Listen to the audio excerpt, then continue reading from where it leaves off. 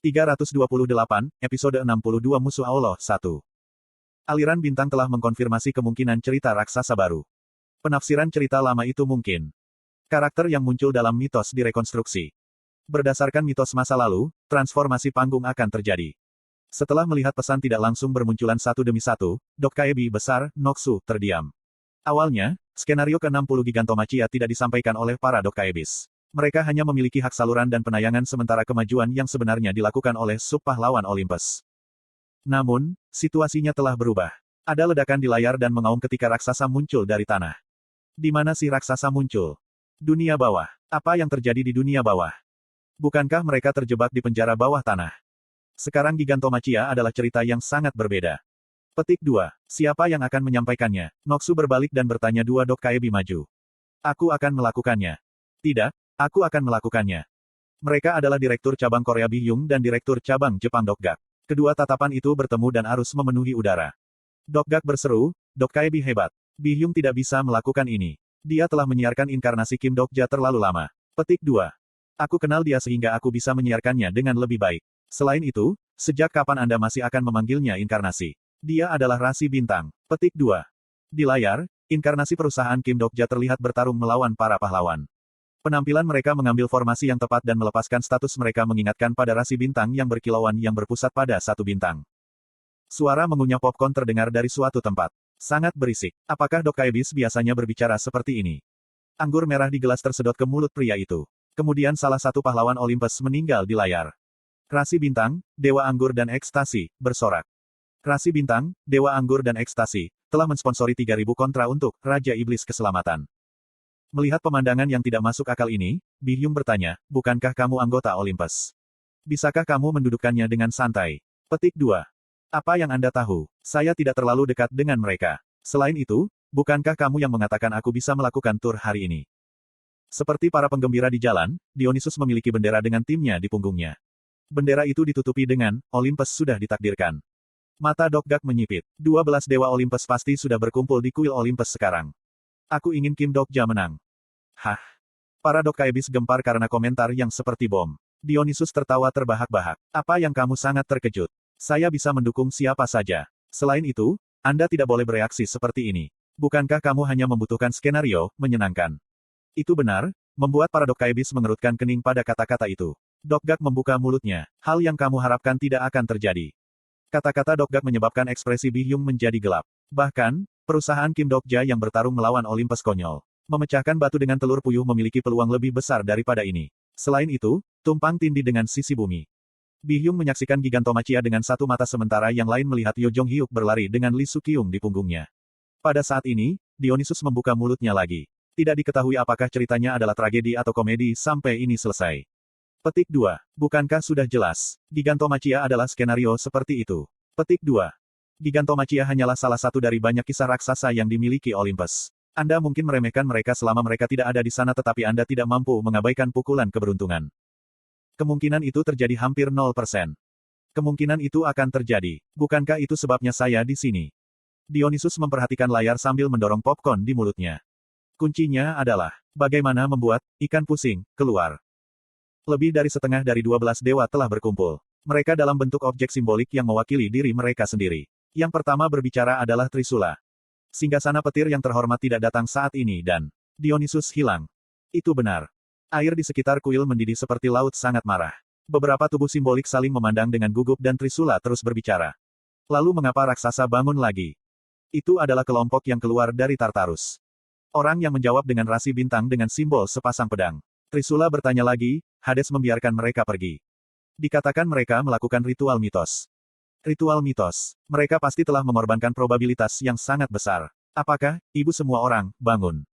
Tidak. 3 bersaudara Hecatoncheires yang pindah. Mereka bertiga pergi. Hanya Briares saja. Dikatakan bahwa dia kehilangan setengah ratus penangannya. Mereka mungkin kurang probabilitas untuk ketiganya pergi. Itu diam. Kemudian matahari yang terik berbicara, kita tidak bisa duduk diam begitu saja. Perusahaan Kim Dokja, nebula kecil memprovokasi kita. Kita perlu menghukum mereka dengan keras. Kemudian sepatu bersayap dengan banyak jendela data di sekitarnya berbicara. Itu tidak akan mudah. Seperti ketiga pemimpin itu, penguasa nebula telah menerima indikasi petunjuk akhir tidak terbaca. Kurung siku buka. Apakah itu benar Hermes? Iya. Hah, Ini lucu. Master Nebula sedang membangun cerita di tingkat yang sama dengan Trone Petir. Ada kegemparan dalam kelompok. A Single Story adalah topik sensitif bagi 12 dewa. Semua rasi bintang mencari cerita pamungkas. Tidak ada seorang pun yang tidak tertarik pada petunjuk akhir. Trisula yang mengatur segalanya. Diam. Semua orang sibuk dan ada banyak pekerjaan yang harus dilakukan. Kami akan memulai pemungutan suara. Semua orang di tempat itu terdiam. Alasan mengapa begitu banyak dewa berkumpul adalah karena skenario ke-60. Menanggapi provokasi perusahaan Kim Dokja, saya, sebagai ketua, menyerukan penyebaran senjata cerita. Kemudian pemungutan suara dimulai. Rasi bintang, dewa pernikahan dan rumah, menyatakan abstain. Konstelasi, penyelenggara pertanian dan musim, menyatakan netralitas. Rasi bintang, juru bicara keadilan dan kebijaksanaan, menyatakan bahwa kita harus menarik keadilan yang tidak diketahui manusia. Rasi bintang, dewa perang ganas ingin melawan para raksasa. Rasi bintang, maha kuasa matahari, ingin membakar nebula kecil. Rasi bintang, pandai besi, ingin membuat senjata untuk melawan raksasa. Rasi bintang, pemburu murni cahaya bulan, menolak perang yang tidak berarti. Rasi bintang, Dewi Cinta dan Kecantikan, mengatakan bahwa dia akan abstain dari pemilihan dangkal ini. Rasi bintang, Master of the Skywalk, mengatakan masalah ini seharusnya tidak didekati begitu sederhana. Data besar harus diperiksa, sifat kasus ditinjau dan pola raksasa yang marah. Hermes, katakan saja. Rasi bintang, Master of the Skywalk, menentang perang. Beberapa rasi terkejut dengan pernyataan tersebut. Kamu pengecut, Hermes. Dia selalu bertentangan dengan kehendak kuil. Hermes tidak mengatakan apa-apa. Sementara itu, hasil pemungutan suara muncul. Setuju, 4 suara. Tidak setuju, 2 suara. Abstain, 3 suara. Hanya ada 1 suara terakhir yang tersisa. Tentu saja, itu adalah suara ketua. Rasi bintang, tombak yang membelah batas laut, dituntut untuk melepaskan senjata. Setuju, 5 suara. Semua kursi telah memberikan suara terpisah dari yang tidak hadir. Para dewa mengangguk. Terlepas dari mereka yang abstain, lebih dari setengahnya mendukung dan saya menyatakan pembebasan senjata cerita. Suara memalu terdengar di kuil sementara busa yang tidak menyenangkan naik dari laut. Arah busa adalah taman hiburan Gigantomachia tempat para raksasa berkumpul. Kami membutuhkan seorang komandan untuk memimpin senjata. Rasi bintang kelas tinggi akan pergi bersama-sama tetapi mereka tidak bisa berurusan dengan para raksasa sendirian. Siapa yang akan kamu kirim? Aku akan menyetujui beberapa dewa untuk pindah. Anda akan berada di badan inkarnasi dan saya harap Anda membantu mereka tanpa ragu-ragu. Kemudian seseorang mengangkat tangan.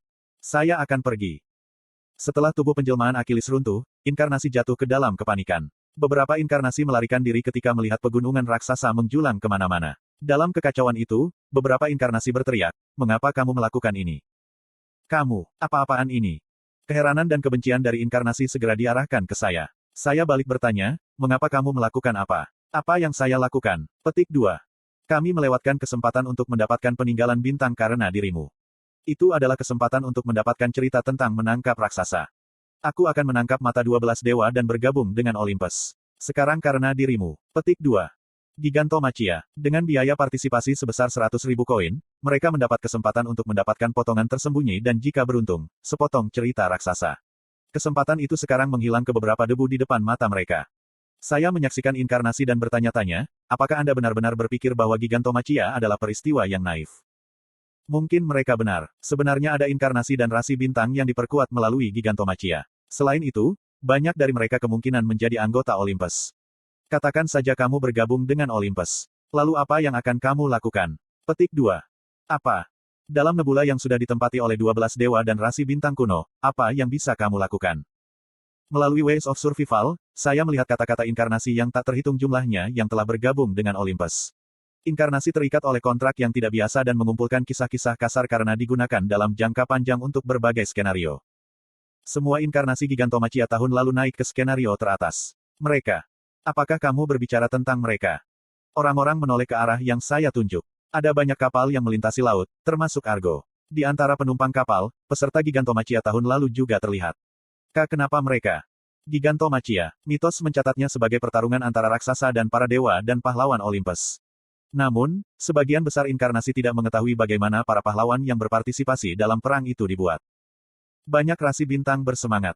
Para dewa takut pada raksasa dan pahlawan yang diproduksi secara massal dari manusia untuk Gigantomachia. Rasi bintang nebula, Olympus menunjukkan permusuhan terhadapmu. Bahkan setelah akhir Gigantomachia, tidak diketahui berapa banyak inkarnasi yang dimobilisasi untuk perang berlakunya kembali ini.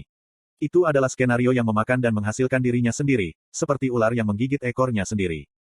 Sejumlah rasi bintang telah memasuki saluran. Sejumlah besar rasi bintang tidak bisa menyembunyikan kegembiraan mereka untuk Gigantomachia. Rasi bintang yang membenci skenario, mencapai akhir skenario dan menikmati skenario.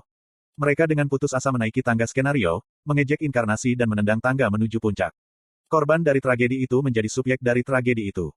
Saya menyatakan menuju inkarnasi yang mengerikan. Aku ingin memecahkan skenario. TL, Rainbow Turtle.